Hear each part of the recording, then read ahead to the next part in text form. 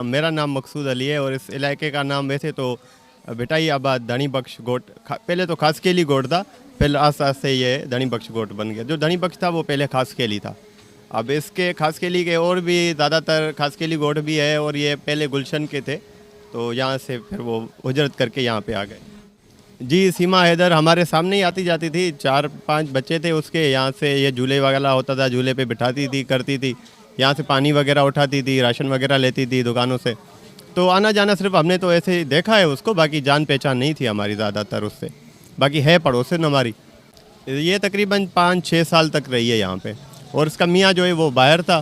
पहले यहाँ पे इसके मियाँ भी रिक्शा वगैरह चलाते थे, तो उनसे इनका गुज़र सफ़र होता था। उसके बाद जब वो वहाँ पे चले गए तो जो यहाँ का मकान मालिक है वो कहता है कि हर महीने पे वो 60 से 70 हज़ार रुपये भेजा करते थे। जब 60-70 हज़ार भेजते थे तो 15-20 हज़ार रुपये जो है वो इसके यानी यूटिलिटी बिल वगैरह और किराए में चले जाते थे। बाकी 50 से 40 हज़ार रुपये बच जाते थे माना। तो देखें ना, 40-50 हज़ार एक औरत और 4 बच्चों के लिए काफ़ी है। अगर इस दौर के हिसाब से भी देखा जाए तो उसके लिए काफ़ी है।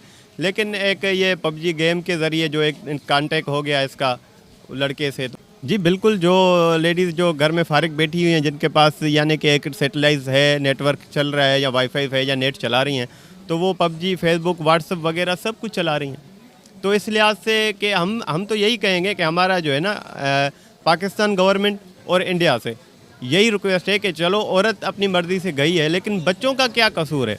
आप कम से कम ये तो कर रहे हैं, कोई एक्शन लें ताकि बच्चे तो वापसी आ जाएं अपने मुल्क में, वो तो मुस्लिम बने।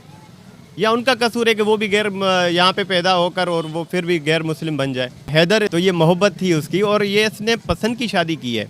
जब इसने हैदर के साथ शादी की है तो वहाँ से इनको अपने यानी कि गाँव से बेदखल करके निकाल दिया गया है। ये फिर मजबूरन यहाँ पे रह रहे थे। अगर सब ताल्लुक़ अच्छे नहीं होते तो 4 बच्चे कहाँ से आते हैं? ये ताल्लुकात थे तो बच्चे आए हैं ना। तो ये मोहब्बत थी उसकी और ये इसने पसंद की शादी की है। जब इसने हैदर के साथ शादी की है तो वहाँ से इनको अपने यानी कि गांव से बेदखल करके निकाल दिया गया है। ये फिर मजबूरन यहाँ पे रह रहे थे ना। इस बात पे हम कुछ भी नहीं कह सकते। गांव देहात से ही बंदे चले जाते हैं। ये तो फिर भी कराची है, एक बड़ा शहर है, ठीक है। यहाँ पे हर बंदा, हर एक कौम, हर नस्ल रहती है। यहाँ पे आप नज़रिया एक अगर आप विज़िट करेंगे तो आपको पता चल जाएगा कि ये क्या सिस्टम है, क्या माशरा है, क्या सिस्टम चल रहा है कराची में। XYZ काफ़ी सारी चीज़ें हैं और काफ़ी सारी कौमें हैं, तो मैं किसी कौम पे ज़्यादातर नहीं कुछ बोल सकता, ठीक है। और हैदर इसके साथ था और जब हैदर यहाँ से चला गया तो उनकी भी कोई कमिटमेंट हुई होगी या कोई मजबूरी होगी उसकी, जिस वजह से वो एक मुल्क छोड़ के बैरून मुल्क गया है कमाने के लिए। तो अपनी औलाद के लिए गया है ना वो बंदा। हाँ, तो सर उर्दू में भी बात करती थी, सिंधी में भी करती थी। हालांकि वैसे तो बेसिकली बलोच है, वो बलोची में भी बात करती थी। और दूसरी बात यह है कि वो एक्टिव बहुत थी, यहाँ पे भी एक्टिव थी बात करने में। देखे कि अब इंसान का नज़रिया पता चल जाता है जब बंदा किसी से मिलता है या बातचीत करता है। तो उसके बावजूद क्या है कि वो कह रही है कि मेरे 3 साल हो गए उस लड़के के साथ रिलेशन में, सचिन के साथ 3 साल हो गए उसको। तो 3 सालों में यार बंदा जब चाइना जाता है तो 1 साल में चाइनीज़ लैंग्वेज सीख के आता है, तो 3 साल में क्या ये हिंदी की नहीं सीख सकती? उसके कल्चर को तो वो समझ गई है सब कुछ।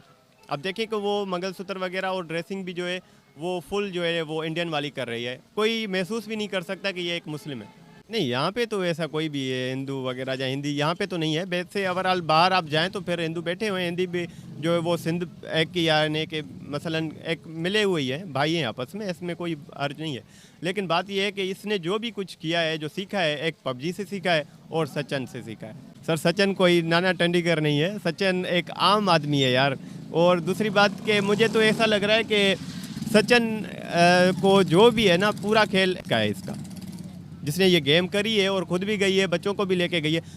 सीमा हैदर बिल्कुल ज़हीन है, ज़हीन है, इस चीज़ को हम मानते हैं। और जो हमने देखा है आजकल नेटवर्क पे और जो यूट्यूब पे आ रही हैं, तो देखो आप जब भी पेज खोलो तो सीमा हैदर, सीमा हैदर, फर्स्ट ऑफ ऑल यही सुनने में आ रहा। नहीं सर, ऐसा भी नहीं है। कुछ फैमिलीज ऐसी भी हैं जो कहती हैं कि भाई जो होना है एक वक्त के हिसाब से होना है। ये नहीं है कि सीमा के साथ हुआ है तो सबके साथ हो, नहीं, ये गलत एक नज़रिया है। जी बिल्कुल, क्योंकि देखो ना, एक दाग तो सब पे आ गया है ना, पूरे पाकिस्तान पे आ गया है, सब मुस्लिम पे आ गया है, ठीक है। एक औरत यहाँ से जा रही है, वो मज़हब छोड़ के जा रही है, बच्चे लेकर जा रही है।